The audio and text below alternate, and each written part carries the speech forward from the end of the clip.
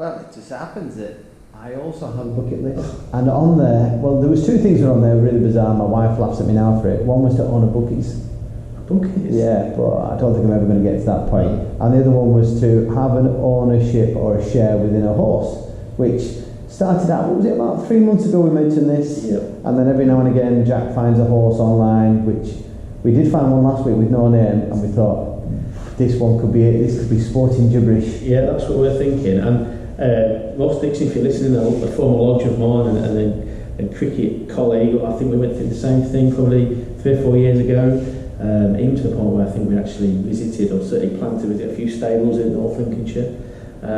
But yeah, I think it's just a dream. I'm not too bothered about it being a particularly good horse. As long as it's got 4 legs and we can get to the races and we get more than one race out of it, it's just a bucket list thing for me. Better than the lamb that you had last week.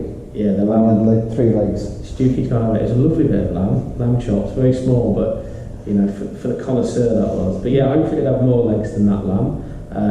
4 legs would be helpful, but yeah, no, it's just it's anything we need to think about. Well, I think so, and if there's any other viewers out there or listeners and you think, I actually quite fancy that, get in contact. You could be the Sporting Gibberish Syndicate. Oh, there we go. Just imagine, Grand National now, I can see it, falls at the first. Yeah, but what a day would have. Yes, what a great day.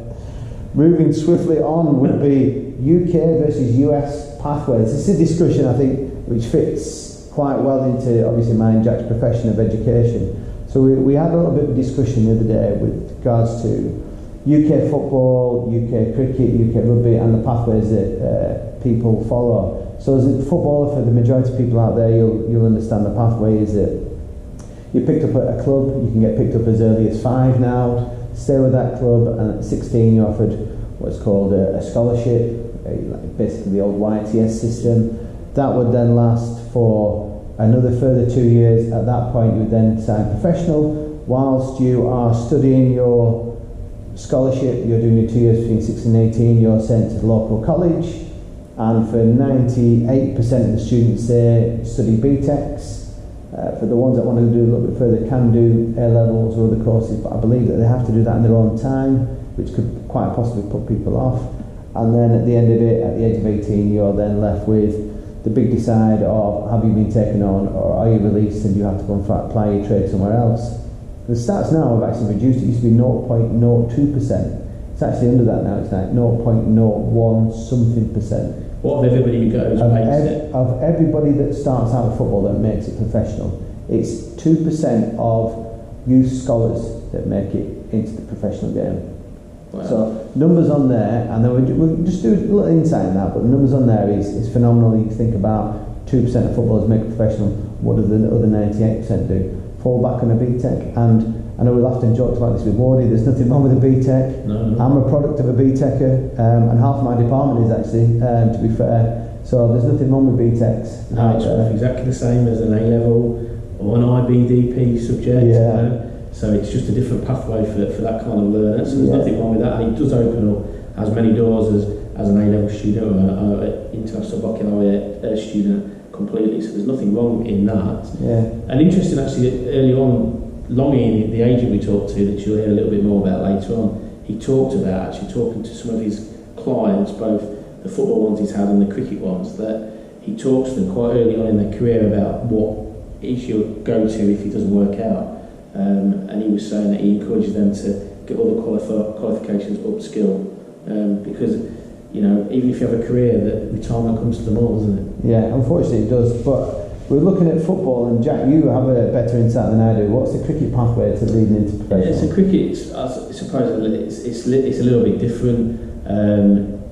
You would be with a club or a major county from a young age potentially, and then a little bit like football, they would then probably show more interest in you, get you into the academy, and then at some point you'd assign sort of academy forms, and then you might get a professional contract. The difference being, I think, is that, and maybe it's the nature of the fact that cricket is a summer sport, is that you would continue your education. The majority of the time would continue your education. So if you were picked up at school, you would probably finish your A-levels while still doing what you can for that county, and likewise at university. And then I suppose the big decision comes both for the club and you is, once you've got your degree, and it turns out as to whether you want to carry forward and be like a squad player, a junior player playing second team cricket, or whether you want to go into the world of work. So slightly different to football in terms of that you can probably do both and not to a detriment of either. That said, I'm sure that if you are talking about top players, then you are wholeheartedly throwing yourself into the sport like any other professional would be, and I guess education things come on a back burner, and in the hope that potentially that moving forward you have a successful career and move on from there. The PCA, the Professional Cricket Association, has a lot to do with those professionals who are coming towards the end of their careers and trying to help them, a bit like what Lonnie was saying, in terms of upskilling, getting their coaching qualifications, or going into normal world of work. I was actually part of an audience with Simon Jones, the ex-England fast bowler and Ashes winner, and he was saying in that he'd dabbled a bit in coaching after his career, bearing in mind his career ended quite early, done a bit of coaching within a county club, as a pro with a like a semi-pro amateur club, and within a school, and while he enjoyed it, it just wasn't for him. So he's now working for an insurance company in the city, upskill work for him, and I think you still need your lucky breaks, but that's not any different to any other career. So it's probably slightly different, and the thing is, dare I say, cricket's probably slightly more clued on to than some footballers, and sometimes not as delusional as some youngsters or families are about my son's going to make it a pro, so they realise that they've got to have more than cricket to their bow. Yeah, I think you're completely right, and I'll delve a little bit more into that when we compare the three in a second, but then I also asked Mike Lowry, not the guy off Bad Boys, but Mike Lowry, not Usa, but we actually asked Mike today about the rugby pathways, because his brother went through something similar. So Mike's 10-minute story, I'm just going to narrate into 2 seconds, is basically there's two different types of pathways. He could have done it from his apartment, which is there now. And we're probably a good 5 miles away and he'd still be able to hear him. But yeah, his two potential pathways is one, at the age of 16 when you leave school you join a club like you would do with football and you carry on. The other pathway is potentially you go to further education. The private schools, probably the better route. They're a little bit more like the American systems, where after they finish the private schooling at the age of 18, that's when they go into the first team ranks. Or for anybody that wants to go into normal education, they'd have to try and make their way to the county teams and then picked up by that route.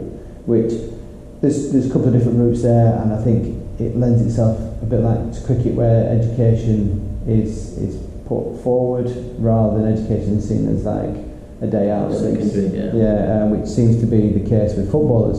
And then we decided to discuss that against the American sports and what happens there. So we looked at the NBA and NFL, and as we're fully aware of scholarships galore, pathways, but for 95% of the basketballers, they've got to go to college, then they've got to go to university. Only a few will drop out of university to turn pro and make it and do well, which Michael Jordan was one of them. He came out of university early. But the majority will go off and finish their degree, so they'll have a degree education, or what do they call it in America? It's a maths, is it? The high school, that's the school, they have a degree where it's focused solely, and we just call major, it a major, that's right, yeah. So we just call it a degree, they call it a major, the Americans have to try and make everything sound bigger and better. Like the Chicago Bulls are the world champions. They are world champions in Chicago. Yeah. So the NBA and NFL follow a different route, and then there's obviously the rosters and the drafts that then happen after that, and then players fight back and forth, or teams fight back and forth for the best slots and pick the players that are there. But it made us start thinking about who has the better pathways. We're not going to go into that much detail tonight, because what we want to do is we want your opinion. What do you think? What's your viewpoint on it? There is definitely an element of having coached football in England and worked with lads that have made it professional, lads that haven't made it professional. There's an element of arrogance that associates itself with football, which what Jack was mentioning before, is I'm going to make it pro, I don't need this, I don't need that. There is no long-term values or long-term plans, and is it because we build up footballers too much? I ran the Harris football team. I think at the age of 6 or 7 we were invited into Preston North End to go for trials, because we'd been beating some of the bigger teams and we were quite fresh on the scene. doing really, really well, and suddenly the parents started to approach me going, well, what happens if he signs for Preston North End? What happens if this? And I'm like, look, you just need to take it this point of view, is clubs see your son as a piece of meat at the moment. Your son will come in, he will play here up until they find somebody better. At that point, he'll be discarded. There won't be any place for him. So my viewpoint is to you, is take that you've got free coaching of really good standard, you don't have to pay for, use that as long as you can, and explain that to your son. This is an opportunity to go and get some extra coaching to make you a better footballer, and if you get some game time in, that's awesome.